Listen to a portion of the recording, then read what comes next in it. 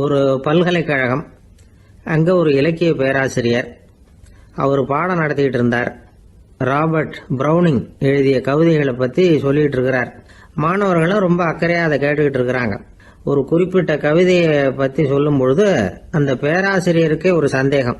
அதாவது அந்த கவிதையின் சரியான அர்த்தம் என்னங்கிறதுல சந்தேகம். பேராசிரியர் யோசனை பண்ணார். அந்த கவிதையை முழுசாக புரிஞ்சிக்க முடியல. அதனால் மாணவர்களை பார்த்து சொன்னார், மாணவர்களே, ஒரு நாள் பொறுத்துங்க. இந்த கவிதையை எழுதின கவிஞர் எங்கள் வீட்டுக்கு பக்கத்தில் தான் இருக்கிறார். இன்னைக்கு சாயந்தரம் நான் அவரை நேரிலேயே போய் பார்க்குறேன். பார்த்து இதுக்கு என்னங்க அர்த்தம்னு கேட்டுக்கிட்டு வந்துடுறேன். அதுக்கப்புறம் உங்ககிட்ட சொல்கிறேன் அப்படின்னாராம். அன்னைக்கு சாயந்தரமே அந்த பேராசிரியர் கவிஞரை தேடிக்கிட்டு போயிட்டார். கவிஞர் அவங்க வீட்டில் அவர் பாட்டு உட்காந்துருந்தாராம். இவர் போய் அவர் முன்னாடி உட்காந்தார். அப்புறம் கேட்டார், ஐயா, அந்த கவிதையின் முழு பொருள் என்னன்னு தெரிஞ்சுட்டு போகிறதுக்காக வந்திருக்கிறேன் அப்படின்னாராம். எந்த கவிதை அப்படின்னாராம் அவர். இவர் அந்த கவிதையை சொல்லியிருக்கார். கவிஞர் கொஞ்சம் யோசனை பண்ணிவிட்டு அப்புறம் சொன்னாராம், பேராசிரியரே, நீங்கள் கொஞ்சம் தாமதமாக வந்துட்டீங்கன்னாராம். இவருக்கு ஒன்றும் புரியல. நீங்கள் என்ன சொல்கிறீங்க? நான் தாமதமாக வந்துட்டேன்னா? நீங்கள் தான் உயிரோடு இருக்கிறீங்களே, அப்படி இருக்கும்பொழுது நான் தாமதமாக வந்துட்டேன்னா அது எப்படி அப்படின்னு இவர் குழம்பி இருக்கிறார். இப்போ கவிஞர் சொன்னாராம், ஐயா, நான் உயிரோடு இருக்கிறேன்னா இல்லையாங்கிறது முக்கியம் இல்லை. நான் அந்த கவிதை வரிகளை எழுதினப்போ 2 பேருக்கு அதோட அர்த்தம் தெரிஞ்சிருந்தது. இப்போ ஒரே ஒருத்தருக்கு தான் அதோட அர்த்தம் தெரியும் அப்படின்னாராம். பேராசிரியர் யோசனை பண்ணியிருக்கார். அப்படின்னா அந்த ஒருத்தர் கவிஞர் ராபர்ட் ப்ரௌனிங்கை தவிர வேற யாரா இருக்க முடியும்? இவர் தான் அப்படிங்கிறத அவர் மனசில் நினச்சிக்கிட்டார். அதனால சொன்னார், ஐயா, நான் தாமதமாக வரல, அந்த கவிதையின் பொருள் என்ன அது சொல்லுங்கன்னார். பேராசிரியரே, நான் சொல்றது உங்களுக்கு புரியலன்னு நினைக்கிறேன். நான் இந்த வரிகளை எழுதினப்போ 2 பேருக்கு அதோட அர்த்தம் தெரிஞ்சிருந்தது. அந்த 2 பேர் யாருன்னா, ஒருத்தர் ராபர்ட் ப்ரௌனிங், அதாவது நான், இன்னொருத்தர் கடவுள். இப்போ அது கடவுளுக்கு மட்டும்தான் தெரியும். நானே இதை பற்றி பல தடவை யோசனை பண்ணி பார்த்தேன். இது ரொம்ப அழகானது, ஆனாலும் ரொம்ப வழுக்கலானது. அதை பிடிச்சிட்டோம்னு நினச்சிக்கிட்டு இருக்கும் பொழுதே காற்று மாதிரி அது உங்ககிட்ட இருந்து ஓடி போயிடுது. எனக்கு ரொம்பவும் வருத்தமாக தான் இருக்குது. நிச்சயமாக நான் தான் இந்த வரிகளை எழுதியிருக்கிறேன். அதில் அர்த்தம் இருக்குங்கிறது எனக்கு தெரியும். அதை நான் உணர்றேன். ஆனால் நீங்கள் என்னை மன்னிக்கணும். எனக்கே கூட அதை என்னால் விளக்க முடியல. அப்படி இருக்கும் பொழுது உங்களுக்கு எப்படி அதை நான் விளக்க முடியும் அப்படின்னாரா அந்த கவிஞர். அனுபவிக்கப்படக்கூடிய எல்லாமே விளக்கப்படக்கூடிய ஒன்றல்ல, விளக்கப்படும் எல்லாமே அனுபவிக்கப்படக்கூடிய ஒன்றல்ல அப்படிங்கிறது ஞானிகளுடைய கருத்து. அதுக்காக தான் அந்த சம்பவம். வாழ்க்கையில் நீங்கள் தொடர்ந்து ஆய்வு செய்து கொண்டே இருக்கக்கூடிய விளக்கங்களை ஒருபோதும் அடைய முடியாத பரிமாணங்கள் இருக்கிறதுனால தான் அது அலுப்பு தட்டாமல் இருக்குது. உங்களால் நிறைய அனுபவிக்க முடியும். இருந்தாலும் நீங்கள் அனுபவித்து அறிந்த விஷயங்கள் கூட வார்த்தைகளால் விளக்கப்பட முடிவதில்லை அப்படிங்கிறது பெரியோர் சிந்தனை. இதெல்லாம் ஒரு பக்கம் இருக்கட்டும். நமக்கு தெரிஞ்ச பேராசிரியர் ஒருத்தர் 1 மணி நேரம் ரொம்ப விவரமாக வகுப்பு எடுத்தார். கடைசியாக சொன்னார், மாணவர்களே, ரொம்பவும் எளிமையாக விளக்கமாக எல்லா விவரமும் சொல்லியிருக்கிறேன். அதனால் இதில் உங்களுக்கு சந்தேகம் வர்றதுக்கு வாய்ப்பே இல்லை. இருந்தாலும் கேட்க வேண்டிய கடமை கேட்குறேன். இது வரைக்கும் நடத்தினதில் யாருக்காவது ஏதாவது சந்தேகம் உண்டா அப்படின்னு கேட்டாராம். எனக்கு ஒரே ஒரு சந்தேகம்தான் சார் அப்படின்னு எழுந்திரிச்சு நிற்கிறான் ஒருத்தன். என்னன்னு கேட்டாராம். இது வரைக்கும் நீங்கள் என்ன பாடம் சார் நடத்துனீங்க அப்படின்னானா அவன். ஒரு பெரியவர்கிட்ட பேசிக்கிட்டு இருந்தேன். அவர் என்கிட்ட ஒரு கேள்வி கேட்டார். திருடர்கள் எத்தனை வகை தெரியுமா உனக்கு அப்படின்னார். இதுதான் அவர் கேட்ட கேள்வி. எதுக்காக என்ன பார்த்து அந்த கேள்வி கேட்டாரு தெரியல. இருந்தாலும் நான் அவருக்கு பதில் சொன்னேன். திருடர்களில் எத்தனையோ வகை உண்டுங்க. கார் திருடன், சைக்கிள் திருடன், முகமூடி திருடன், எப்படி சொல்லிகிட்டே போகலாம். இருந்தாலும் என்னுடைய சிற்றறிவுக்கு எட்டின வரையில் திருடர்களை 2 வகையாக பிரிக்கலாம் அப்படின்னு நினைக்கிறேன். ஒன்று ராத்திரியில் திருடுற திருடன், இன்னொருத்தன் பகலில் திருடுற திருடன். அதாவது பகல் திருடன், ராத்திரி திருடன் அப்படின்னு பெரியவர் சிரிச்சார். என்ன சிரிக்கிறீங்களே? என்ன, கள்ளுவர்கள் 4 வகை அப்படின்னு ஆரம்பிச்சார். எப்படின்னு கேட்டேன். சாப்பாட்டுக்கு இல்லாமல் திருடுறாங்க பாருங்க, அது ஒரு வகையாம். சாப்பாட்டுக்கு இருந்தும் திருடுறாங்க பாருங்க, அது ஒரு வகையாம். இதை தவிர இன்னும் ஒரு 2 வகை திருட்டு உண்டு. அது என்னன்னா, ஆண்டவன் கிட்ட இருந்து நாம திருடுற திருட்டு, இன்னொன்னு என்னன்னா நம்ம கிட்ட இருந்து ஆண்டவன் திருடுற திருட்டு அப்படின்னார். எனக்கு ஒன்றும் புரியல. என்ன சார் இது, ஆண்டவனையே திருடன்னு சொல்றீங்களே அப்படின்னு ஆச்சரியமா. ஆமாங்க, ஆண்டவனை கல்வன்னு சொல்றது இல்லையா? காஞ்சிபுரத்துக்கு பக்கத்துல திருக்கார்வனம் அப்படின்னு ஒரு ஊர் இருக்கு. அங்கே உள்ள பெருமாளுக்கு கள்வர்னு தான் பேர். அது மட்டும் இல்லை, திருமங்கை ஆழ்வார் தம்முடைய திரு நெடுந்தாண்டகத்தில் கார்வனத்துள்ளாய் கல்வா அப்படின்னு தான் அழைக்கிறார். அப்படின்னு நிறைய உதாரணம்லாம் சொல்ல ஆரம்பித்தார். அதுக்கப்புறம் அவர்கிட்ட பேசி நான் புரிஞ்சுக்கிட்ட விவரங்களை தான் நான் இப்போ உங்ககிட்ட சொல்ல போகிறது. அதாவது அவர் சொன்ன முதல் வகை திருடர்கள் சாப்பாட்டுக்கு இல்லாமல் திருடுறவங்க. இவங்களை திருத்தி போடலாம். சாப்பாட்டுக்கு இருந்தும் பணம் சேர்க்கணுங்கிற ஆசையால் பொய் கணக்கெல்லாம் எழுதுறாங்க பாருங்க, அவங்க தான் 2வது வகை. 3வது வகை திருட்டு தான் மிகப்பெரிய திருட்டு. இறைவனுக்கு சொந்தமானதை நம்முடையதுன்னு நினைக்கிற திருட்டு. எது இறைவனுக்கு சொந்தமானது அப்படின்னா ஆத்மா. பகவானுக்கு சொந்தமான ஆத்மாவை நம்முடையதுன்னு நினைக்கிறது தான் அந்த மாபெரும் திருட்டு. இதுக்கு பேர் தான் ஆத்மாபகாரமா. சரி, இதுக்கு பரிகாரம் என்ன? எல்லாம் இறைவனுடையது, நமக்கு ஒன்றும் இல்லை அப்படின்னு நினைக்கிறது தான் இதுக்கு பரிகாரம். இதெல்லாம் இருக்கட்டும். 4வது திருட்டு ஒன்று சொன்னோம்ல, ஆண்டவன் நம்மகிட்ட இருந்து திருடுறது. அது எப்படி? ஆண்டவனை கள்வன்னு சொல்றாங்க, அது சரி. அவர் என்னத்தை திருடினார்? இப்போ இன்னொருத்தருக்கு சொந்தமான ஒன்றை எடுத்து வச்சுக்கிறது தான் கள்ளத்தனம். ஆனா ஆண்டவன் எடுத்துக்கிட்டோம்னா இருக்கிறது எல்லாமே அவனுக்கு சொந்தம். அப்படி இருக்கிறப்போ அவரை எப்படி கள்வன்னு சொல்றது? இது என்ன புரியாம இருக்குதே அப்படின்னு சொல்லி பார்த்தா அதுக்கும் விளக்கம் சொல்றாங்க அவங்க. அதாவது ஆண்டவனுக்கு உருவமே கிடையாது, அரூபமா இருக்கிறவன், அதாவது உருவம் இல்லாமல் இருக்கிறவன். அப்படி உள்ள பகவான் நம்மளை மாதிரி உருவத்தில் இருக்கிறான். நம்மளை மாதிரியே கையை காலு மூக்கெல்லாம் இருக்குது ஆண்டவனுக்கு. இந்த உருவம் நம்மகிட்ட இருந்து திருடினது தானே. அவன் தன்னுடைய உண்மையான திருமேனியை நமக்கு காட்டாம, அதாவது தரிசனம் கொடுக்காம இருக்கிறது கள்ளத்தனம் தானே. அதனால தான் இதுவும் ஒரு பெரிய திருட்டு, இருக்கிறதுலேயே மிகப்பெரிய திருட்டு அப்படிங்கிறார். என்கிட்ட பேசிக்கிட்டு இருந்தார், இந்த விஷயம்லாம் சொல்லிட்டு இருந்தாரு இந்த பெரியவர். அதாவது திருட்டை ஆன்மீக நோகத்தில் அவர் பார்க்குறார். நம்ம பார்வையில் இதை விட அபூர்வமான திருட்டுலாம் இங்கே உண்டு, அபூர்வமான திருடர்களும் உண்டு. ஒரு திருடன் சிறையிலிருந்து விடுதலையாகி வெளியில் போனான். கொஞ்ச நாளில் மறுபடியும் திரும்பி ஜெயிலுக்கு வந்துட்டான். அப்போ சிறை அதிகாரி அவனுக்கு அறிவுரை சொன்னாராம். ஏன்பா இப்படி அடிக்கடி தப்பு பண்ணிவிட்டு ஜெயிலுக்கு வந்துடுறியே, உனக்கு சொந்த பந்தம் எதுவும் இல்லையா? உனக்கு அப்பா அண்ணன் தம்பிகள் அவங்க கூட எல்லாம் சேர்ந்து வாழணுங்கிற ஆசை இல்லையா அப்படின்னு கேட்டிருக்கார். அவங்களோட சேர்ந்து வாழணுங்கிற ஆசை எனக்கு நிறைய உண்டுங்க சார் அப்படின்னு அவன். அப்புறம் எதுக்கு இப்படி ஜெயிலுக்கு வந்துடுற அப்படின்னாரான் அவரு. அவங்க எல்லாருமே இங்கே தானே சார் இருக்காங்க அப்படின்னு அவன். சங்கீத வித்வான்கள்ல பல வகை உண்டு. சில குறிப்பிட்ட ராகங்களை பாடுறதுல அவங்களுக்கு பெருமை வர்றது உண்டு. ஆனால் ஒருத்தர் இருந்தார், அவரால் ஒரு ராகத்துக்கே பெருமை வந்தது. அந்த ராகத்தை அவர் வாசித்து கேட்கணும் அப்படின்னு சொல்லுவாங்க. அது என்ன ராகம்னா தோடி ராகம். சரி, அந்த வித்வான் யாருன்னா அவர் தான் திருவாவடுதுறை ராஜரத்னம் பிள்ளை. பேராசிரியர் கல்கி ஒரு சமயம் தம்முடைய பத்திரிகையில் எழுதினாராம். அதை அப்படியே படிக்கிறேன் கேளுங்களேன். ஆகா, ஸ்ரீ ராஜரத்னம் பிள்ளையின் தோடி ஆலாபனையை முதலில் கேட்டபோது அவருடைய கற்பனையை விட்டு தள்ளுங்கள். நம்முடைய மனதில் என்னென்ன இன்பமயமான கற்பனைகள் எல்லாம் உதித்தன. குழந்தை தாயிடம் கொஞ்சம் குரலை கேட்டோம், அன்னை குழந்தையிடம் கொஞ்சம் குரலை கேட்டோம், ரதியும் மன்மதனும் பேசிக்கொண்ட காதல் மொழிகளை கேட்டோம், முருகன் சிவபெருமான் செவிகுளிர மொழிந்த உபதேசத்தை கேட்டோம், கலைமகள் கவிஞனுக்கு அருளிய ஆசி மொழிகளை கேட்டோம், நாரத முனிவருடைய தம்பூரா சுருதியை கேட்டோம், ராவணன் தன் எலும்பை ஒடித்து வீணையாகச் செய்து வாசித்த கானத்தை கேட்டோம், கானப் பறவைகளின் கலகல ஒலியை கேட்டோம், கோலக் குயில்களின் குரல் இனிமையை கேட்டோம். இப்படிலாம் பேராசிரியர் கல்கி விமர்சனம் எழுதியிருக்கிறார்.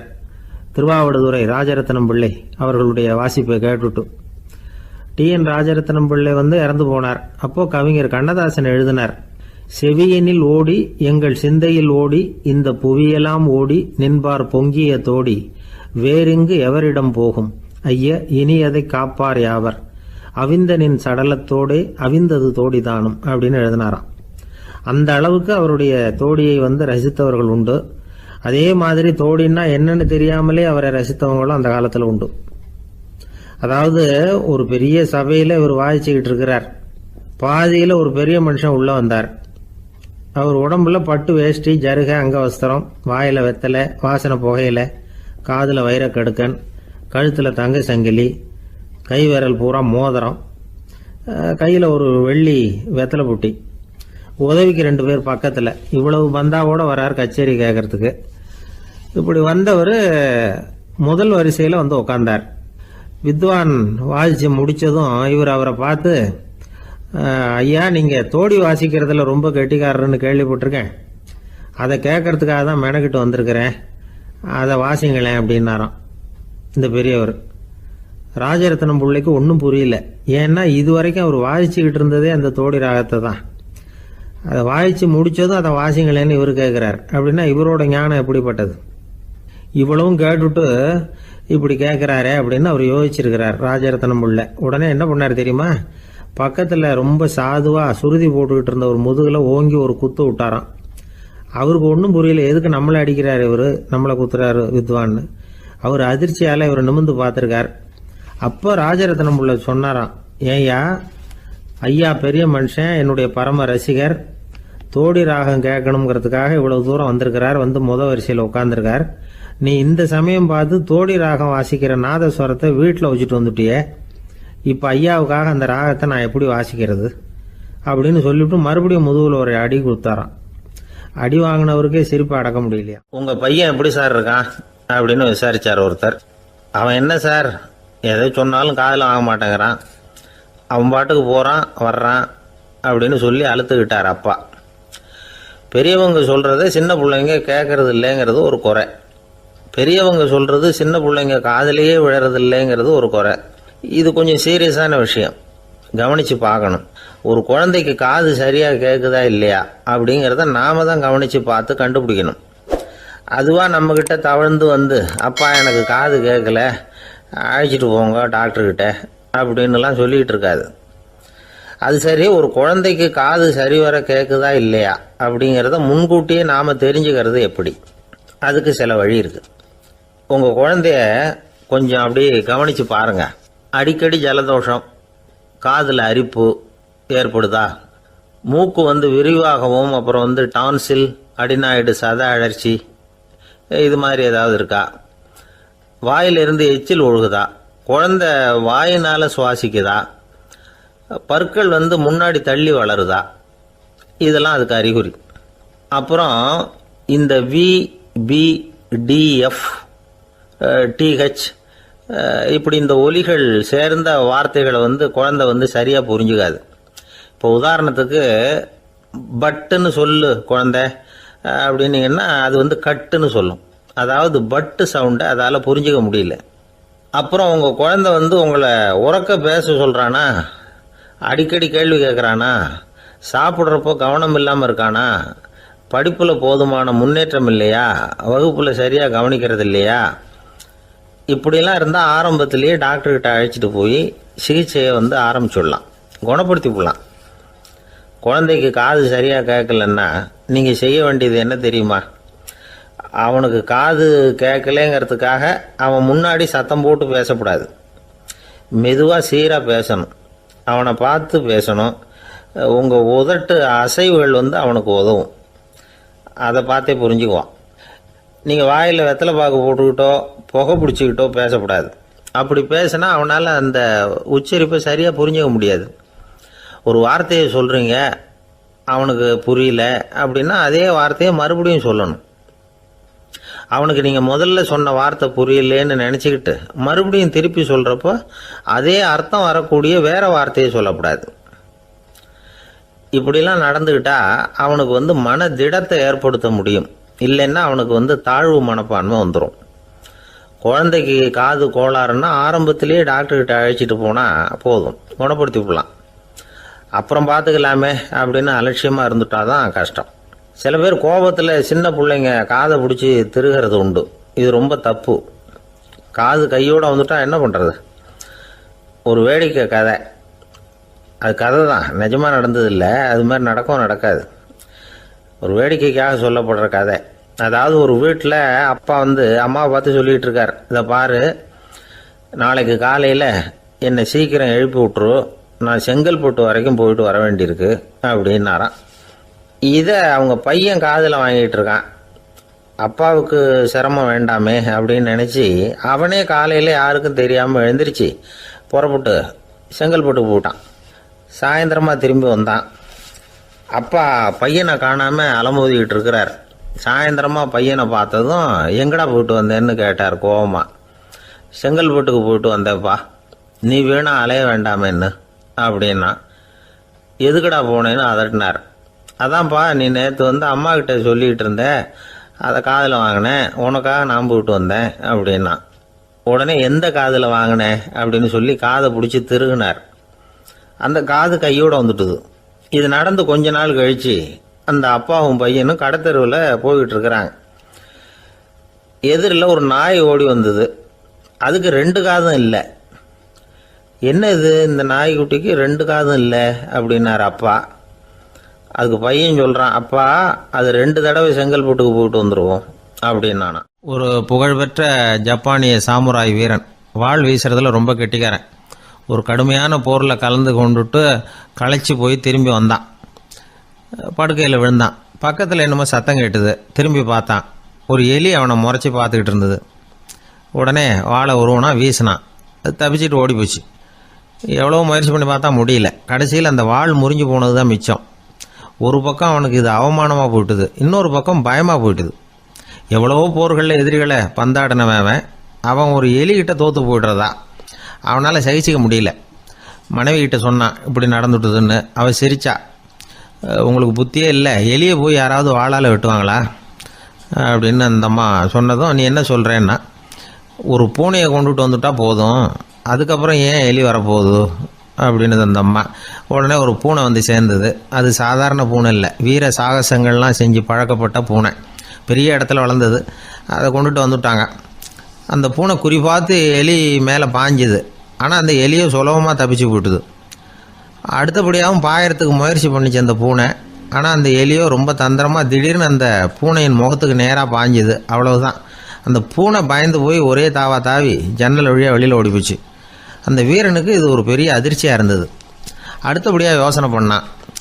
ராஜா வளர்த்துக்கிட்டு இருந்த அரண்மனை பூனையை ஒரு நாள் இரவலா கேட்டு வாங்கிட்டு வந்தான். ஊர் உலகம்லாம் பேர் வாங்கின பூனை இது. அந்த பூனையாலும் அந்த எலியை ஒன்றும் செய்ய முடியல. வீரனுக்கு ரொம்ப அதிர்ச்சி. அந்த அரண்மனை பூனைகிட்டையே போய் புலம்புனான். அரண்மனை பூனையே, நீயே தோற்று போயிட்டியே, இனிமேல் நான் என்ன செய்ய முடியும்னா. அந்த பூனை சிந்திச்சுது. அப்புறம் சொல்லிச்சு, இந்த காரியத்துக்கு இந்த மேல்மட்ட விவகாரம்லாம் சரிப்பட்டு வராது.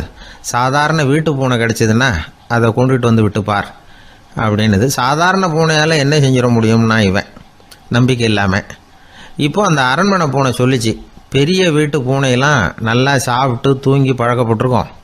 அதுக்கெல்லாம் ராஜதந்திரம் தெரியும், ஆனால் எலி பிடிக்க தெரியாது. அதுக்கான வளர்ப்பும் இல்லை, பயிற்சியும் இல்லை.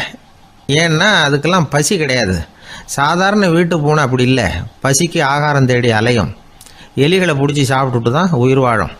அதனால் அதுகளுக்கு எலியை பிடிக்கிற எல்லா உத்திகளும் தெரியும், எங்களுக்கு தெரியாது அப்படின்னுது. அது சரியே, அதுவும் பூனை தான், நீயும் பூனை தான், அதால் முடிகிற காரியம் ஏன் உன்னால் முடியல அப்படின்னு கேட்டான் இவன்.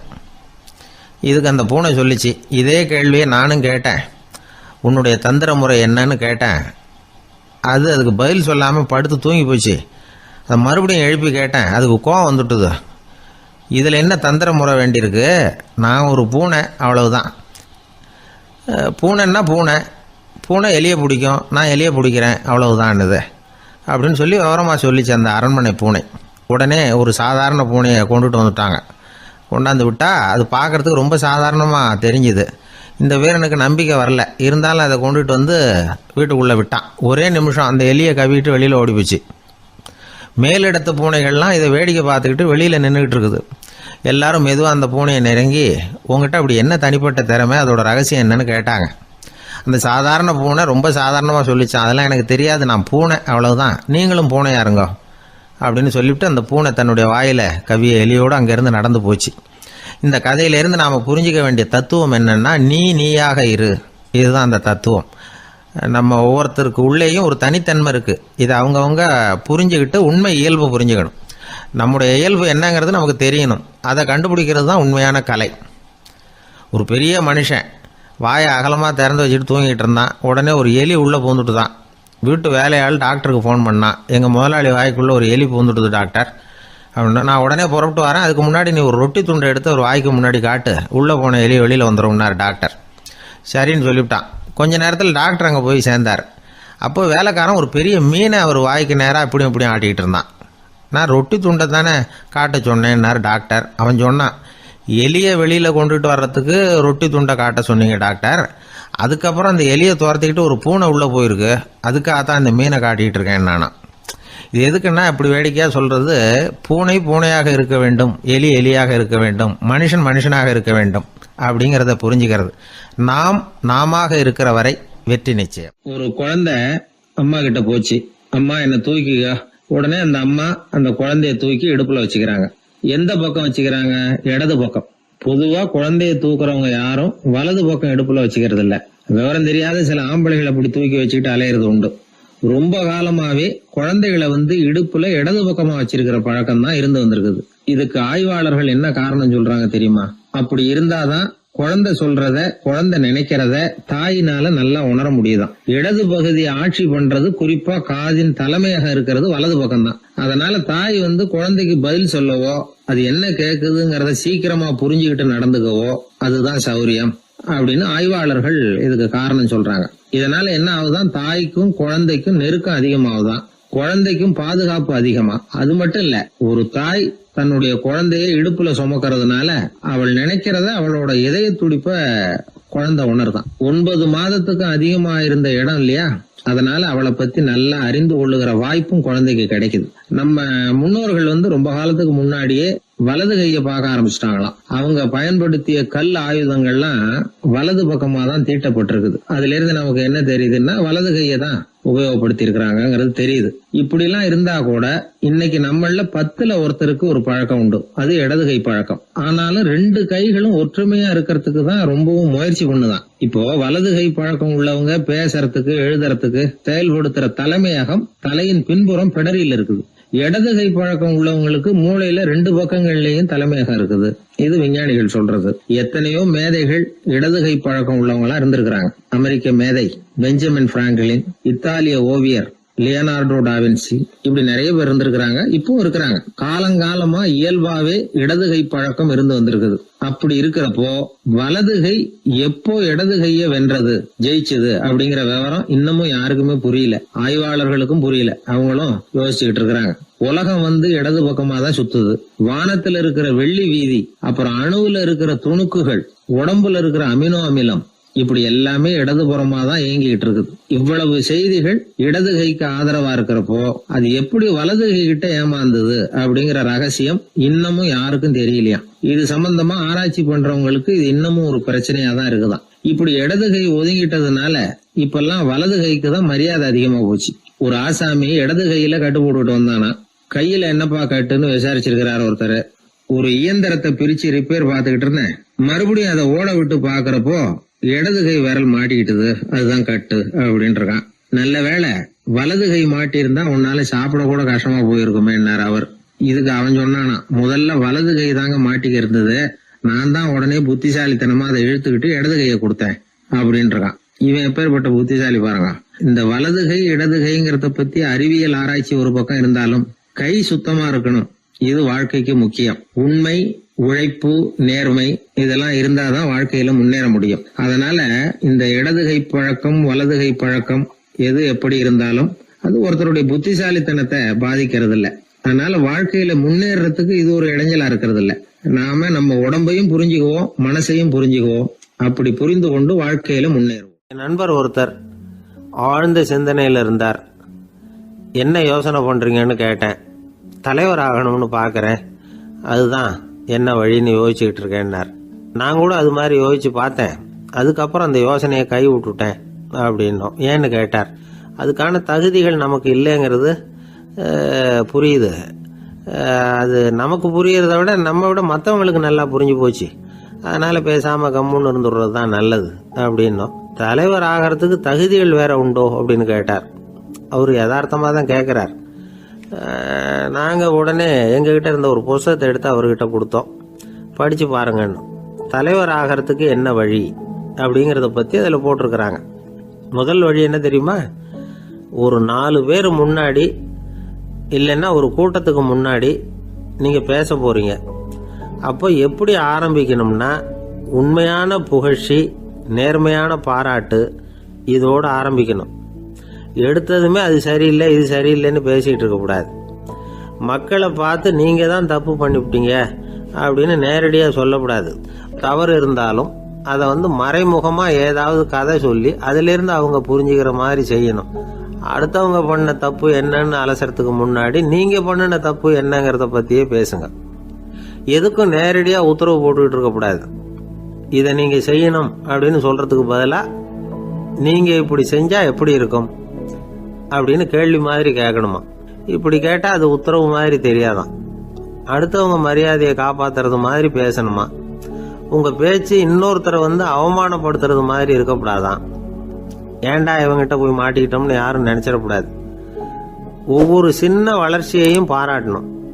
வெற்றி சாதாரணமாக இருந்தாலும் பாராட்டாமல் இருந்துடக்கூடாது. பாராட்டும் பொழுது தாராளமாக இருக்கணும். குறை சொல்லும் பொழுது கவனமாக இருக்கணும். வாய்க்கு வந்தபடி பேசிவிட்டா அதுக்கப்புறம் வகையாக மாட்டிக்கிட்டு முழிக்க வேண்டியிருக்கும். நீங்கள் பேசுறது இன்னொருத்தருக்கு ஒரு கௌரவத்தையும் மரியாதையும் உண்டு பண்ணுறது மாதிரி இருக்கணும்.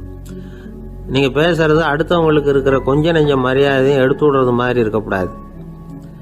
உங்கள் பேச்சை கேட்டால் கேட்குறவங்களுக்கு ஒரு ஊக்கம் வரணும், உற்சாகம் வரணும். தவறு எதுவாக இருந்தாலும் அதை சுலபமாக திருத்திக்கலாம், சரி பண்ணிக்கலாங்கிறது மாதிரி இருக்கணும் உங்கள் பேச்சு.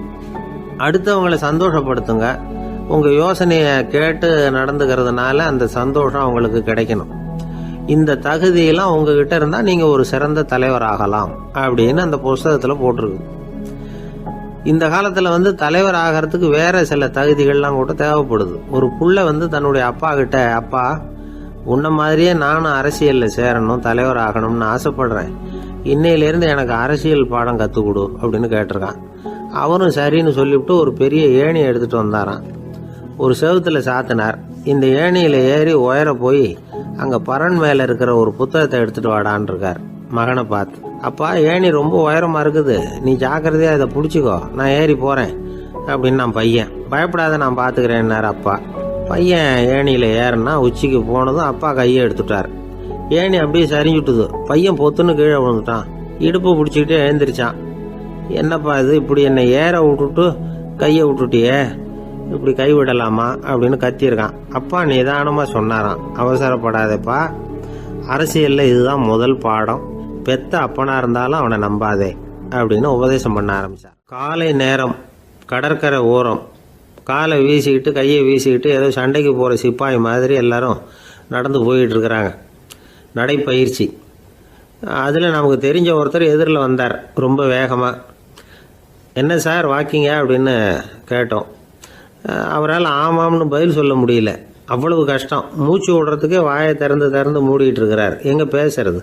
கொஞ்சம் நின்று நிதானித்து மூச்சு விட்டுட்டு அதுக்கப்புறம் சொன்னார் ஆமாம் அப்படின்னு. என்ன சார் இவ்வளவு வேகம்னோ? உங்கள் பேச்சை கேட்டுவிட்டு தான் சார் நடக்க ஆரம்பித்தோம். நீங்கள் தான் அடிக்கடி சொல்லிகிட்டு இருந்தீங்க நடக்கிறது நல்லதுன்னு. அன்னையிலேருந்து ஆரம்பிச்சுட்டேன், ஆனால் ரொம்ப கஷ்டமாக இருக்குது சார்.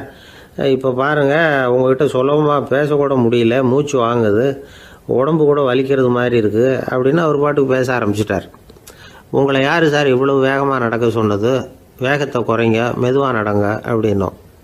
நீங்கள் நடக்கிறதுனால என்னென்ன சௌகரியம்னு அன்னைக்கு சொன்னீங்களே தவிர சௌகரியமாக நடக்கிறது எப்படின்னு சொல்லலையே அப்படின்னார் அவர். இன்னமும் லேசாக மூச்சு வாங்கிக்கிட்டே சொன்னால் கூட இவர் சொல்கிறதுலேயே ஒரு நியாயம் இருக்குது. அதனால் இந்த நடைப்பயிற்சி பண்ணுறவங்க கவனிக்க வேண்டிய சில முக்கியமான குறிப்புகள் இருக்குது. அது என்னென்னங்கிறத அவங்க தெரிஞ்சுக்கணும். அது தெரிஞ்சு வச்சுக்கிறது நல்லது. இதெல்லாம் மருத்துவ நிபுணர்கள் சொல்கிற குறிப்புகள். அவங்க என்ன சொல்கிறாங்க தெரியுமா? உங்கள் வயசு 40க்கு மேலேயா? உங்கள் எடை இருக்க வேண்டியதை விட 10 கிலோ அதிகமாக இருக்குதா? நீங்கள் புகை பிடிக்கிறவரா? இதய நோய், இரத்த நாள நோய், உயர் ரத்த அழுத்தம் இப்படி ஏதாவது உங்களுக்கு உண்டா? அப்படின்னா நீங்கள் உங்கள் இஷ்டத்துக்கு வரிஞ்சு கட்டிக்கிட்டு நடைப்பயிற்சி பண்ண ஆரம்பிச்சிடாதீங்க. முதல்ல ஒரு மருத்துவ பரிசோதனை பண்ணிக்கோங்க, அதுதான் நல்லது அப்படின்னு அவங்க சொல்கிறாங்க. நடக்கிறப்போ, உடற்பயிற்சி செய்கிறப்போ மார்பு பகுதியில் அல்லது வேறு எங்கேயாவது தொடர்ந்து வலி இருந்ததுன்னா பயிற்சியை நிறுத்தி விட்டு டாக்டரை போய் பார்க்கணும். நடைப்பயிற்சி பண்ணுறப்போ உங்கள் சக்திக்கு தகுந்த மாதிரி மெதுவாக அதிக கஷ்டம் இல்லாமல் முன்னேறலாம். அங்கே என்ன போட்டியாக வைக்கிறாங்க, முந்திக்கிட்டு போய் என்ன பண்ண போகிறோம், பரிசாக வாங்க போகிறோம். அதனால் நிதானம் அவசியம் அப்படிங்கிறது அவங்க ஆலோசனை. தொந்தரவு கொடுக்காத ஷூ, ட்ரெஸ்ஸு இதுகளை உபயோகப்படுத்துங்க. பாதத்தில் ஆடு தசை இருக்குல்ல, அங்கே ஏதாவது பிரச்சனை இருந்ததுன்னா டாக்டரை பாருங்கள். இந்த பாதத்தில் வலி வரும் அந்த இடத்துல. வெயில் காலமாக இருந்தால் தலைக்கு தொப்பி வச்சுக்கோங்க. பனியில் நடந்தாலும் அப்படி தான், தலையை பத்திரமா பார்த்துக்குங்க. நம்மக்கிட்ட ஏதோ கொஞ்சம் உருப்படியாக தெரியறது அது தானே. உடற்பயிற்சிக்கு முன்னாடி பின்னாடி பயிற்சி செய்கிறப்போ நிறைய தண்ணி குடிக்கலாமா. முதல் 1 மாதத்துக்கு கொஞ்சம் தளர்த்தியாக சாவகாசமாக நடக்கலாம். மணிக்கு 3 அல்லது 4 கிலோமீட்டர் வேகம்னு வச்சுங்களேன். அதுக்கப்புறம் வேகத்தை அதிகப்படுத்தலாம். மணிக்கு 6 அல்லது 8 கிலோமீட்டர் அளவுக்கு நடக்கலாம். நல்லா கையை வீசிக்கிட்டு நடக்கணும். மூச்சு விடுற எண்ணிக்கை அதிகரிக்கணும். இது மாதிரி ஒரு 30 நிமிஷம் நடக்கலாம். தனியாக நடந்து போகிறதுக்கு உங்களுக்கு என்னமோ மாதிரி இருக்குதா, கூட யாரையாவது சேர்த்துக்குங்க. ஒரு குரூப்பாக சேர்ந்து போகலாம். நடக்கிறதுங்கிறத ஒரு சந்தோஷமான சமாச்சாரமாக ஆக்கிக்கணும். தினம் இப்படி நடக்க வேண்டி இருக்குதே அப்படின்னு புலம்பிக்கிட்டே போகக்கூடாது. சில பேர் நடக்கிறப்போ கடந்த காலத்தை அசை போட்டுக்கிட்டே போவாங்க. சில பேர் வருங்காலத்தை அசை போட்டுக்கிட்டே போவாங்க. சில பேர் முக்கியமான திட்டம்லாம் இப்படி நடக்கிறப்போ தான் தீர்மானம் பண்ணுவாங்க. நடக்கிறதுனால மன இறுக்கம் குறையுது, பரபரப்பு குறையுது, மன ஆற்றல் பெருகுது, தன்னம்பிக்கை வளருது, முதுமை தள்ளி போகுது, செயல்திறன் அதிகரிக்குது. இதை தவிர உடம்புக்கும் பல விதமான சௌகரியங்கள் ஏற்படுது. அதனால் இது வரைக்கும் நடக்க ஆரம்பிக்காதவங்க இனிமேல் இந்த குறிப்புகளை கவனத்தில் வச்சுக்கிட்டு நடக்க ஆரம்பிச்சுடலாம். சார்லஸ் லேம்ப் அப்படின்னு ஆங்கில இலக்கிய மேதை ஒருத்தர், அவர் ஒரு தரம் உடம்பு சரியில்லைன்னு டாக்டர்கிட்ட போனாராம். டாக்டர் அவரை பார்த்துட்டு, நீங்கள் தினமும் காலையில் வெறும் வயத்தில் நடக்கணும் அப்படின்னாராம். வெறும் வயத்தில் நடக்கிறதுக்கு நான் தயார், ஆனால் வயிறு கிடைக்கணுமே சார், யார் வயத்து மேலே நடக்கிறது டாக்டர் அப்படின்னு கேட்டாராம் இவர். ஒருத்தர் முகத்தை உம்முன்னு வச்சுக்கிட்டு வந்துக்கிட்டு இருந்தார். ஏன்னு கேட்டாங்க. யார் என்ன பார்த்தாலும் உடனே முகத்தை திருப்பிக்கிட்டு போடுறாங்க சார் அப்படின்னார். உங்ககிட்ட பிரியமாக பேசுகிற நண்பர்களே கிடையாதா அப்படின்னு கேட்டாங்க. அப்படி யாரும் இல்லையே அப்படின்னாராம். அதிகமாக நமக்கு நண்பர்கள் கிடைக்கணும்னா அதுக்குன்னு சில உத்திகள் இருக்கு, அமெரிக்க எழுத்தாளர் ஒருத்தர் சொல்லியிருக்கிறார் அப்படின்னு சொன்னாங்களாம் விவரம் தெரிஞ்சவங்க. அப்படின்னு அதை எனக்கும் கொஞ்சம் சொல்லி கொடுங்களேன் அப்படின்னு கேட்டிருக்காரு இவர். உடனே அதை பத்தி அவர்கிட்ட சொல்ல ஆரம்பிச்சாங்களாம். அது என்னன்னா, முதல் குறிப்பு என்னன்னா, எதிரில் உள்ளவங்க நிறைய பேசுறதுக்கு வாய்ப்பு கொடுக்கணுமா. நம்ம பத்தியே பேசிட்டு இருக்க கூடாதான். அவர் பேசுற விஷயம் எதுவா இருந்தாலும் ஆமா நல்லது அப்படின்னு சொல்லி ஏத்துக்கணுமா. இது ஒரு குறிப்பு. 2வது குறிப்பு என்னன்னா, கூடுமான வரைக்கும் யாருகிட்டையும் அனாவசியமா வாதம் பண்ணிட்டு இருக்க கூடாது. 3வது குறிப்பு என்னன்னா, எந்த பிரச்சனையையும் அடுத்தவங்க கண்ணோட்டத்திலேயே பார்க்கணும், நம்ம கண்ணோட்டத்திலேயே பார்த்துட்டு இருக்க கூடாது. எப்பவுமே அடுத்தவங்க மனோபாவத்தை நாம புரிஞ்சு வச்சிருந்தோம்னா நம்மளை யாராலையும் ஜெயிக்க முடியாது. 4வது குறிப்பு என்னன்னா, ஒருத்தர்கிட்ட பேச ஆரம்பிக்கிறப்பவே இயல்பா அன்பா ஆரம்பிக்கணும். உதாரணத்துக்கு, இந்த சட்டை உங்களுக்கு ரொம்ப பொருத்தமா இருக்குதே அப்படின்னு சொல்லி ஆரம்பிக்கலாம். அதை விட்டுட்டு, அன்னைக்கு என்ன சார் என்ன அம்போன்னு விட்டுட்டு அப்படி ஆயிட்டீங்க அப்படின்னு ஆரம்பிக்க கூடாதான். இதெல்லாம் விவரம் தெரிஞ்சவங்க சொல்லி கொடுத்துருக்கிற குறிப்புகள். 5வது விஷயம் என்னன்னா, நம்ம தவறுகளை தயக்கம் இல்லாம ஒத்துக்கணும், அதுக்காக கூச்சப்படக்கூடாது. 6வது குறிப்பு, அடுத்தவங்க கருத்துக்கு மதிப்பு கொடுக்கணும். நீங்க சொல்றது தப்பு சார் அப்படின்னு முகத்துல அடிச்சா அப்படி பேசக்கூடாது. 7வது விஷயம் என்னன்னா, சில பேர் எப்ப பார்த்தாலும் சவால் விட்டுக்கிட்டே இருப்பாங்க. அனாவசியமான சவால் சில பேரால தவிர்க்க முடியாது, அப்படி விடக்கூடாதான். 8வது கருத்து, நம்ம கருத்து என்னவோ அதை எதிராளியின் வாயிலிருந்து வரவழைக்கணும். அப்படி வரவழைக்கிறதுக்கு முயற்சி பண்ணணும்.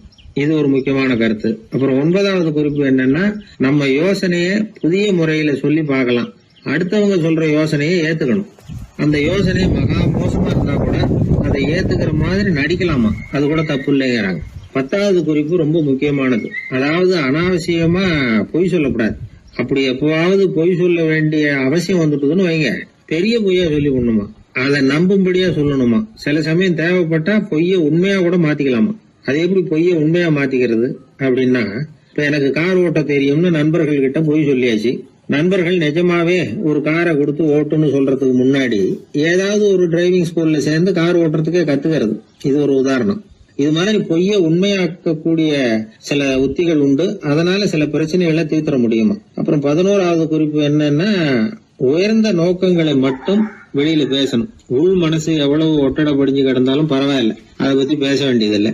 12வது குறிப்பு சொல்றாங்க, சிறந்த நல்ல நண்பர்களை தேடிதான் பெற வேண்டியிருக்கும், அவ்வளவு சுலபமா கிடைச்சிட மாட்டாங்க அப்படின்னு சொல்றாங்க. இவ்வளவு குறிப்புகளும் அமெரிக்க நிபுணர் ஒருத்தர் சொல்லி வச்சிருக்கிறார். இப்படி எல்லாம் நடந்துகிட்டா நமக்கு நல்ல நண்பர்கள் கிடைப்பாங்களாம். முயற்சி பண்ணி பார்க்கணும். இந்த காலத்துல எல்லாம் எத்தனையோ விதமான நண்பர்கள் உண்டு. ஒருத்தர் ரொம்ப கவலையோட நின்னுகிட்டு இருந்தார். கண்ணு கலங்கி இருந்தது. ஏன் இப்படி கவலையோட நின்னுகிட்டு இருக்கிறீங்க அப்படின்னு கேட்டோம். என்னுடைய நண்பன் ஒருத்தன் ஒரு நாள் கோபத்துல என்னை பார்த்து சொல்லிவிட்டான், உன்னோட 1 வருஷத்துக்கு பேச மாட்டேன் போ அப்படின்னு சபதம் போட்டுட்டான் அப்படின்னார். அதுக்காகவா இப்படி கவலைப்பட்டுக்கிட்டு கண் கலங்கி நிக்கிறீங்க அப்படின்னு கேட்டோம். இதுக்கு அவரு சொன்னார், நான் அதுக்காக கவலைப்படல சார், அந்த 1 வருஷ கெடு என்னையோட முடியுது, அதை நினைச்சுதான் கவலைப்படுறேன், கண்ணீர் விடுறேன் அப்படின்னாராம் சோகமா. ஒரு ஊர்ல ஒரு மன்னர் இருந்தார். அவரு பக்கத்து தேசத்து மேல படையெடுக்கணும்னு நினைச்சுக்கிட்டு இருந்தார். அதையும் தன்னுடைய நாட்டோட சேர்த்துக்கணுங்கிற ஆசை. எப்போ படையெடுக்கலாம்னு யோசிச்சுக்கிட்டு இருந்தார்.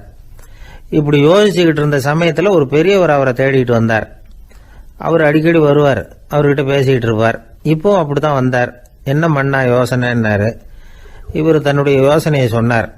இந்த சமயத்துல மன்னருக்கு தாகம் எடுத்தது. தண்ணி குடிக்கணும் போல இருந்தது. உடனே அங்க இருந்த ஒரு அரண்மனை பணியாளரை கூப்பிட்டார். போய் கொஞ்சம் தண்ணி கொண்டு வாப்பா அப்படின்னார். அந்த பணியாளர் போனார். ஒரு கோலையில தண்ணி கொண்டு வந்தார். ராஜா கிட்ட நீட்டினார். ராஜா அதை வாங்கி குடிக்கிறதுக்காக வாய்கிட்ட கொண்டுட்டு போனார். அந்த நேரம் பார்த்து, மன்னா கொஞ்சம் பொறுங்கன்னார் இந்த பெரியவர். ஆவலோட குடிக்க போன மன்னர் அப்படியே நிறுத்திக்கிட்டு பெரியவரை பார்த்தார். இப்ப அந்த பெரியவர் சொன்னார், மன்னா, இப்ப உங்களை விட வலிமை உள்ள ஒரு சக்தி உங்களுக்கு தண்ணி கொடுக்க மறுத்துடுதுன்னு வைங்க, உங்களை குடிக்க விடாம தடுத்துடுது அப்படின்னா, இப்ப இந்த ஒரு கோவள தண்ணீரை என்ன விலை கொடுத்து வாங்குவீங்க அப்படின்னு கேட்டார். இப்போ எனக்கு இருக்கிற தாகத்துக்கு என்னுடைய அரசாங்கத்துல பாதியையாவது கொடுத்து இந்த தண்ணியை வாங்கறதுக்கு தயங்க மாட்டேன்னார் அவர். சரி, இப்ப அந்த தண்ணியை குடிங்கன்னார் பெரியவர். மன்னர் ஆவலோடு அந்த தண்ணியை குடிச்சு முடிச்சார். அதுக்கப்புறம் கொஞ்ச நேரம் தன்னுடைய படையெடுப்பு பத்தி சொல்லிட்டு இருந்தார். கொஞ்ச நேரம் கழிச்சு மறுபடியும் இந்த பெரியவர் கேட்டார், மன்னா, இப்போ நீங்க ஒரு கோவள தண்ணீரை குடிச்சு முடிச்சுட்டீங்க. இப்ப அந்த தண்ணீர் உங்க உடம்ப விட்டு வெளியில வரக்கூடிய பாதை அடப்பட்டு போச்சு அப்படின்னு வச்சுங்க, அதை வெளியேற்றுவதற்காக நீங்க எவ்வளவு செலவழிப்பீங்க அப்படின்னு கேட்டார். மன்னர் யோசனை பண்ணார். அப்படி ஒரு நிலைமை ஏற்பட்டு போச்சுன்னா என்னுடைய அரசாங்கம் பூராவையும் அதுக்கு ஈடா தர்றதுக்கு கூட தயங்க மாட்டேன்னார். இப்ப அந்த பெரியவர் சொன்னார், எந்த அரசாங்கத்தின் மதிப்பு ஒரு கோவள தண்ணீர் அளவுக்கு கூட இல்லையோ அந்த அரசாங்கத்தை அடையணுங்கிற பேராசையில மனிதர்கள் தங்களுடைய சகோதரர்கள் கூடவே சண்டை போட்டுக்கிறாங்களே, அதுல ஏதாவது அர்த்தம் இருக்குதா அப்படின்னாராம். மன்னருக்கு இப்பதான் அர்த்தம் புரிஞ்சுதான். மனசுல தெளிவு உண்டாச்சு. தன் மனசுக்குள்ள உண்டான வெறிய விரட்டி அடிச்சு விட்டார். அதுக்கப்புறம் நிம்மதியா ஆட்சி புரிஞ்சார். இப்படி ஒரு கதை. உயிருக்கு என்ன விலை கொஞ்சம் யோசனை பண்ணி பாருங்க. ஆனா அது இப்போ எவ்வளவு மலிவா போயிட்டுது, அதையும் யோசனை பண்ணி பாருங்களேன். ஆசை பேராசையா மாறுது, அப்புறம் அது வெறியா ஆகுது, அதுக்கப்புறம் பைத்தியம் முடியுது. இந்த காலத்து மனிதர்களுக்கு 2 விதமான பைத்தியம் பிடிச்சிருக்கிறதாக ஒரு பெரியவர் சொல்றார். ஒன்னு பணம், இன்னொன்னு அதிகாரம். இதெல்லாம் எவ்வளவு காலத்துக்கு நீடிக்கும்? ஒரு சர்வாதிகார நாட்டில் 3 பேர் ஜெயில இருட்டு அறையில பேசிக்கிட்டு இருக்கிறாங்க. நீ எப்படி இந்த ஜெயிலுக்கு வந்த அப்படின்னு ஒருத்தர் கேட்டாராம். இந்த நாட்டு ராஜாவை ஆதரிச்சு நான் பிரச்சாரம் பண்ணினேன், அதனால கூட்டத்தில் தகராறு வந்துட்டுது, கலவரமா போச்சு, அதுக்கு நான் தான் காரணம்னு அரெஸ்ட் பண்ணி இங்க கொண்டாந்து போட்டாங்க அப்படின்னாராம் அவரு. சரி, நீ எப்படி இங்க வந்த அப்படின்னு இன்னொருத்தரை பார்த்து கேட்டிருக்கார். நான் இந்த நாட்டு ராஜாவை எதிர்த்து பிரச்சாரம் பண்ணேன், அதனால கலவரம், அரெஸ்ட் பண்ணி கொண்டாந்து போட்டாங்கன்னார். சரிப்பா, நீ எப்படி அங்க வந்த அப்படின்னு 3வது ஆளை பார்த்து இவங்க கேட்டாங்களாம். இதுக்கு அந்த ஆள் மெதுவா வெளிச்சத்துக்கு நான் தான் இந்த நாட்டு ராஜா அப்படின்னாராம். ஊர்ல ஒரு ஞானி இருந்தார். ஒரு நாள் அவரை தேடிட்டு ஒருத்தர் வந்தார். வந்தவர் ஞானியை பார்த்து ஒரு கேள்வி கேட்டார். ஐயா, உங்களுடைய சாதனை என்ன? இதுதான் அவர் கேட்ட கேள்வி. இதை கேட்டதும் அந்த ஞானி நிமிர்ந்து இவரை பார்த்தார். அப்புறம் சொன்னார், அது ஒன்றும் பெரிய விஷயம் இல்லை, அது ரொம்ப எளிமையான ஒண்ணு. எப்ப எனக்கு பசிக்குதோ அப்ப நான் சாப்பிட்டுருவேன், எப்ப எனக்கு தூக்கம் வருதோ அப்ப நான் தூங்கிடுவேன், அவ்வளவுதான் அப்படின்னார். கேள்வி கேட்டவர் ஒரு மாதிரி ஆயிட்டார். ஐயா, இதே தானே நாங்களும் செய்யறோம், இதுல என்ன அதிசயம் இருக்கு அப்படின்னார். இப்ப அந்த ஞானி சொன்னாராம், இங்கதான் நீங்க தப்பு பண்றீங்க அப்படின்னாராம். அப்படியான்னாரு இவரு. ஆமா அப்படின்னாராம். நீங்க செய்யற தவறு எனக்கு புரியுது. ஏன்னா நான் உங்களை மாதிரி நான் வாழ்ந்து பார்த்திருக்கிறேன். அதனால என்னுடைய அனுபவத்துல உங்களுக்கும் எனக்கும் உள்ள வித்தியாசத்தை உணர முடியுதுன்னாரா. என்ன சொல்றீங்க, எனக்கு ஒன்றும் புரியலையேன்னாரா இவரு. இத பாருங்க, சாப்பிடுறதுங்கிறது நாம 2 பேருக்கும் பொதுவான ஒரு காரியம்தான். ஆனா நீங்க சாப்பிடுறதுக்கும் நான் சாப்பிடுறதுக்கும் வித்தியாசம் இருக்கு அப்படின்னாராம். என்ன வித்தியாசம்னு கேட்டிருக்கார். நீங்க பசி இல்லாத பொழுது சாப்பிடுறீங்க, இப்போ சாப்பிடுற நேரம் வந்துட்டுது அப்படிங்கிறதுக்காக சாப்பிடுறீங்க. சாப்பாடு ருசியா இருக்கு அப்படிங்கிறதுக்காக சாப்பிடுறீங்க. எது தேவைங்கிறது தெரியாம சாப்பிடுறீங்க. அது மாதிரி தூக்கமும் உங்களுக்கு ஒரு பழக்கமா போட்டுது. இப்போ இது தேவையா இல்லையா அப்படிங்கறத பத்தி நீங்க யோசிச்சு பாக்குறது இல்ல. சாப்பிடும் பொழுது 1000 வேலைகளை மனசுல நினைச்சுக்கிட்டு இருப்பீங்க. அதனால அது சாப்பிடுதலா இருக்காது. அதே மாதிரி நீங்க தூங்கும் பொழுதும் அது தூங்குதலா இருக்காது. ஏகப்பட்ட கனவுகள் வரும். உங்க மனசு மேலும் மேலும் கனவுகளை உருவாக்கி கொண்டே இருக்கும். அதனால எனக்குள்ள நடக்கிறது வேற மாதிரி, நீங்க நினைக்கிறது மாதிரி இல்ல. எனக்குள்ள நடக்கிறது எப்படின்னா, நீங்க செய்யறது மாதிரி இல்ல. தூக்க உணர்வு வந்த உடனே தூங்குதல் மட்டுமே நடைபெறும். அதுதான் என்கிட்ட நடக்கிறது அப்படின்னாராம் அந்த ஞானி. வித்தியாசம் புரியுதா? அந்த ஞானி சாப்பிடுறத அனுபவிக்கிறார், அது எக்ஸ்பீரியன்ஸ். நாம அப்படி இல்ல, மனம் போன போக்குல சாப்பிடுறோம். இது இன்டெலிஜிங். இது ரெண்டுலயும் செயல்ல வேறுபாடு இல்ல, விழிப்புணர்வுல தான் வேறுபாடு இருக்கு. அவர் சாப்பிடும் பொழுது ஒரு சாட்சி மனோபாவத்தோட சாப்பிடுறார். எவ்வளவு தேவையோ அவ்வளவுதான் சாப்பிடுறார். ஏன்னா அவருடைய விழிப்புணர்வு முழுமையா செயல்படுது. அதனால அவர் சாப்பிடும் பொழுது நம்மை விட மகிழ்ச்சியா இருக்கிறார். நாம அப்படி இல்ல, வயிற்றை நிரப்புறதுக்காக சாப்பிடுறோம். இன்னும் சொல்ல போனா சாப்பிடும் பொழுது நாம அங்கேயும் இருக்கிறது இல்ல, எங்கேயோ போயிடுறோம். உடம்பு மட்டும்தான் அங்க இருக்கும். ஆனா ஞானி அப்படி இல்ல. அவர் சாப்பிடும் பொழுது சாப்பிடுதல் மட்டுமே இருக்கும். எந்த ஒரு செயலையும் விழிப்புணர்வோட செய்யலாம், மனம் போன போக்கிலையும் செய்யலாம். விழிப்புடன் செய்யறப்போ செய்யும் செயல் நம்ம அனுபவமாகிறது, அவ்வளவுதான். இதெல்லாம் பெரிய தத்துவம் மாதிரி தெரியும். இருந்தாலும் நாம புரிஞ்சுக்க வேண்டியது என்னன்னா, எந்த காரியத்தை செஞ்சாலும் அதுல முழு ஈடுபாடு வேணுங்கிறது முக்கியம். அந்த அளவுக்கு முதல்ல நம்மளை மாத்திக்கிட்டா போதும். ஆனா நம்ம ஆளுங்க அந்த அளவுக்கு இருக்கிறது இல்ல, எல்லாமே அரைகுறை தான். கேட்டா ஞாபகம் வருது. ஒருத்தன் என்ன பண்ணானா, விமான டிக்கெட் வாங்கிக்கிட்டு ரயில்வே ஸ்டேஷனுக்கு வந்துட்டான். அப்புறம் தான் புரிஞ்சுது தவறுதெல்லாம் இங்க வந்துட்டோங்கிறது. உடனே அவசரமா விமான நிலையத்தை நோக்கி ஓடி இருக்கிறான். அங்க போய் கவுண்டர்ல கேட்டிருக்கான், மேடம் நான் தவறுதெல்லாம் ரயில்வே ஸ்டேஷனுக்கு போயிட்டேன், இப்ப விமானத்தையும் தவற விட்டுட்டேன், அடுத்த பிளைட்ல எனக்கு இதை மாத்தி தர முடியுமான்னு கேட்டிருக்கான். முடியாதுன்னாங்களாம் அந்த அம்மா. ஏன்னு கேட்டானா, ஏன்னா இப்ப நீங்க வந்திருக்கிறது பஸ் ஸ்டாண்டு அப்படின்னாங்களாம். ஒரு காலத்துல பிரஷ்யா அப்படின்னு ஒரு தேசம் இருந்தது. இப்போ ஜெர்மனி இருக்குல்ல, இதோட பெரும்பகுதி ஒரு காலத்துல பிரஷ்யாங்கிற பேர்ல இருந்தது. அப்போ அதுக்கு அரசரா இருந்தவர் மகா ஃப்ரெடரிக், அதாவது ஃப்ரெடரிக் தி கிரேட் அப்படின்னு சொல்லுவாங்க. அந்த ராஜாவுக்கு ஒரு சந்தேகம், நாம பல வகையான வரிகளை விதிச்சு வசூல் பண்றோம், அப்படி பண்ணி வருமானம் குறைஞ்சிக்கிட்டே போகுதே, இதுக்கு என்ன காரணமா இருக்கும்? இதுதான் அவருக்கு ஏற்பட்ட சந்தேகம். ஒரு சமயம் அந்த அரசர் தம்முடைய அமைச்சர்களையும் பிரபுக்களையும் தளபதிகளையும் கூப்பிட்டு ஒரு விருந்து வச்சார். விருந்து முடிஞ்சதும் அவங்கள பார்த்து இந்த சந்தேகத்தை கேட்டார். வரிகள் அதிகமா விதிச்சு வருமானம் குறையறதுக்கு என்ன காரணம் அப்படின்னு கேட்டார். பல பேருக்கு இதுக்கு சரியா பதில் சொல்ல தெரியல. அனுபவசாலியான ஒரு தளபதி எழுந்திருச்சார். அரசே, அது எப்படிங்கிறத இப்போ உங்களுக்கு காட்டுறேன்னார். உடனே ஒரு பெரிய பனிக்கட்டி ஒன்றை தன்னுடைய கையில் எடுத்தார். அதை அப்படியும் எப்படியும் திருப்பி பார்த்தார். அப்புறம் அடுத்தவர்கிட்ட கொடுத்தார். அவரும் அதை அப்படியும் எப்படியும் திருப்பி பார்த்துட்டு அடுத்தபடியா இருந்தவர்கிட்ட கொடுத்தார். இப்படியே இதை ஒவ்வொருத்தரா பார்த்துட்டு ஒவ்வொரு கையா மாறி கடைசியில மன்னர் கைக்கு போய் சேர்ந்தது. மன்னர் கைக்கு அந்த பனிக்கட்டி போய் சேர்ந்தப்போ அது கொஞ்சம் கொஞ்சமா உருகி ஒரு பட்டாணி கடலை சைஸுக்கு ஆயிட்டுது. மன்னர் யோசனை பண்ணார், வரி அதிகமா போட்டாலும் வந்து சேர்றது குறைவா இருக்கிறதுக்கு என்ன காரணம் அப்படிங்கிறது அவருக்கு புரிஞ்சு போச்சு. காலம்தான் மாறிட்டு இருக்கே தவிர இந்த கையூட்டு வாங்குற பழக்கம் மாறினதாக தெரியல. இன்னொரு ராஜா இருந்தார். அவர் தன்னுடைய ராஜாங்கத்தில் லஞ்ச ஊழலே சுத்தமாக இருக்கக்கூடாது அப்படின்னு நினைச்சார். அவர்கிட்ட பல்வேறு துறைகளுக்கும் பொறுப்பாக இருந்த பல பேரும் ரொம்ப சுத்தமாகவும் நேர்மையாகவும் இருந்தாங்க. ஒரே ஒருத்தர் மட்டும் எல்லார்கிட்டையும் லஞ்சம் வாங்கிட்டே இருந்தார். அவரை வேற வேற துறைகளுக்கு மாற்றி பார்த்தாரு. அந்த ராஜா என்னென்னமோ பண்ணி பார்க்குறாரு. எந்த வேலையை கொடுத்தாலும் அதுலேயும் லஞ்சம் வாங்குறதுக்கு ஒரு வழியை உண்டு பண்ணிக்குவார் அந்த ஆள்.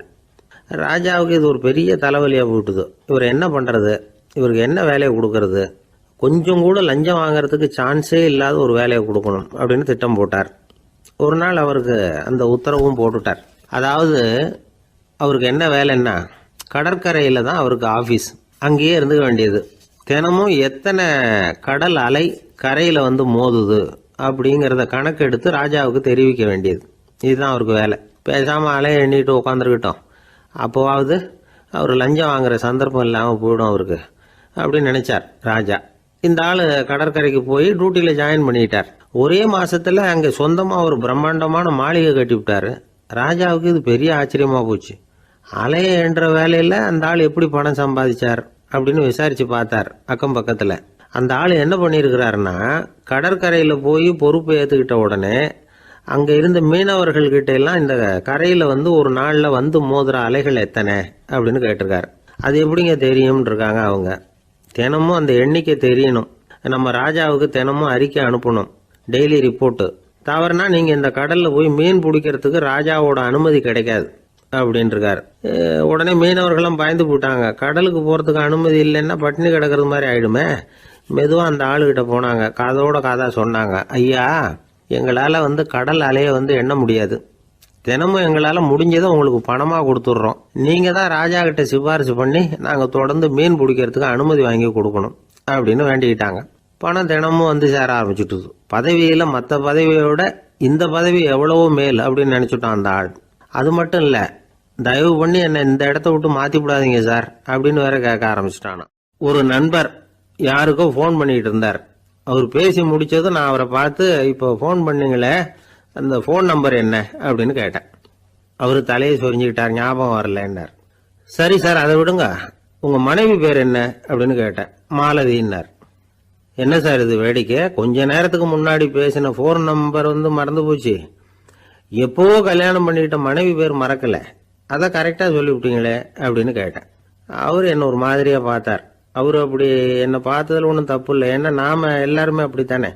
ஒரு குறிப்பிட்ட காரியத்துக்காக தொலைபேசியில் ஒருத்தட்ட பேசுகிறோம், அதுக்கப்புறம் அந்த எண் வந்து நமக்கு அனாவசியம், அதனால் மறந்துடுறோம். இதுக்கு பேர் தான் தற்காலிக ஞாபகம். ஆனால் மனைவி பேரை வந்து மறந்துட முடியுமா? முடியாது. அது வந்து அவசியமான ஒன்று. அடிக்கடி அந்த பேரை வந்து உபயோகப்படுத்துகிறோம், அதனாலேயும் அது வந்து முக்கியங்கிறதுனாலேயும் அதை மறக்கிறது இல்லை. இதுக்கு பேர் நிரந்தர ஞாபகம். சரி, இந்த தற்காலிக ஞாபகம், நிரந்தர ஞாபகம், இது ரெண்டு ஞாபக அளவுகளையும் கட்டுப்படுத்துறது எது அப்படின்னா மூளைக்குள்ள நடக்கிற மின்சார நடவடிக்கைகள் தான். தற்காலிக ஞாபகம் ஒரு மின்னல் மாதிரி தோன்றி மறையுது. நிரந்தர ஞாபகம் ஒரு படிவம் போல மூளையில படிஞ்சுடுது. ஒரு சம்பவத்தின் பல பிரதிகள் மூளையில பல்வேறு பகுதிகளிலேயும் படியறதுனால ஒன்னு மறைஞ்சாலும் மறந்தாலும் இன்னொன்னு மறையறதில்லை. இப்படிப்பட்ட நிலைமையில தான் தொண்டையில இருக்கு, வாயில வரமாட்டேங்குது சார் அப்படிமா. ஒருத்தருக்கு எந்த துறையில ஆர்வமும் ஈடுபாடும் அதிகமோ அது சம்பந்தமான ஞாபக சக்தி அதிகமா இருக்கும். தொழிலை விரும்புகிற ஒரு டெலிபோன் ஆபரேட்டருக்கு எண்கள்லாம் நல்ல ஞாபகம் இருக்கும். அது மாதிரி கவிஞர்களுக்கு வார்த்தைகள் நல்ல ஞாபகத்தில் இருக்கும். இது ஒரு பக்கம் இருந்தாலும் ஒரு மூளை வந்து எண்களை விட எழுத்துக்களை விட படங்களை ரொம்ப சுலபமா ஞாபகத்தில் வச்சுக்குது. புரிஞ்சுக்கிற தன்மை, அனுபவம், புத்தி கூர்மை இது கூடி குறையிறத பொறுத்து ஞாபக சக்தியும் ஏறும் இறங்கும். இப்போ உதாரணத்துக்கு ஒரு பையனுக்கு படிச்சது எதுவும் ஞாபகத்தில் இல்லைன்னா அவன் அதை சரியா புரிஞ்சுக்கலன்னு அர்த்தம். இந்த மறதிங்கிறது எந்த சமயத்தில் ஒரு பிரச்சனை ஆகுது தெரியுமா? உங்களுக்கு வேண்டியப்பட்ட ஒருத்தரை ஞாயிற்றுக்கிழமை சாயந்தரம் சரியா 5 மணிக்கு கடற்கரைக்கு வர சொல்லிவிட்டு அந்த நேரத்தை மறந்துட்டா அது பரவாயில்ல, வர சொன்னதையே மறந்துட்டாதான் நிலைமை மோசம்னு அர்த்தம். இப்படி இருந்தா இது வந்து சிகிச்சை எடுத்துக்க வேண்டிய நிலைமைங்கிறத புரிஞ்சுக்கணும். ஆமா, இதுக்கும் மருந்து இருக்கு. ஆனா மூளை வந்து குறிப்பிட்ட அளவுக்கும் கீழே இயங்குறப்போவோ இன்னொன்னு சொல்லுவாங்க, இந்த நியூரோ டிரான்ஸ்மிட்டர் அப்படின்னு சொல்லுவாங்க.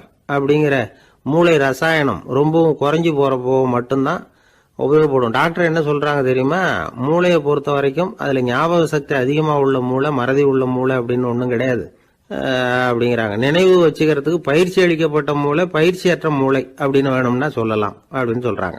அதனால நம்ம ஞாபக சக்திங்கிறது நம்ம கிட்ட இருக்கிற பயிற்சி, முயற்சி இதை பொறுத்து தான் அமையும். ஒருத்தர் ஒரு பென்சிலை எங்கேயோ வச்சுக்கிட்டு தேடிக்கிட்டு இருந்தார். அப்புறம் என்னமோ தீவிரமா யோசனை பண்ணி அதை ஞாபகப்படுத்தி பார்த்துக்கிட்டு இருந்தாராம். எதிரில் உட்கார்ந்து இருந்தவர் சொன்னார், பென்சிலை தானே தேடிட்டு இருக்கீங்க, அது உங்க வலது காதில் இருக்குது சார் அப்படின்னாராம் அவரு. இதுக்கு அவரு சொல்லியிருக்காரு, பென்சிலை வந்து வலது காதில் தான் வச்சிருக்கேங்கிறது எனக்கு நல்லா ஞாபகம் இருக்கு.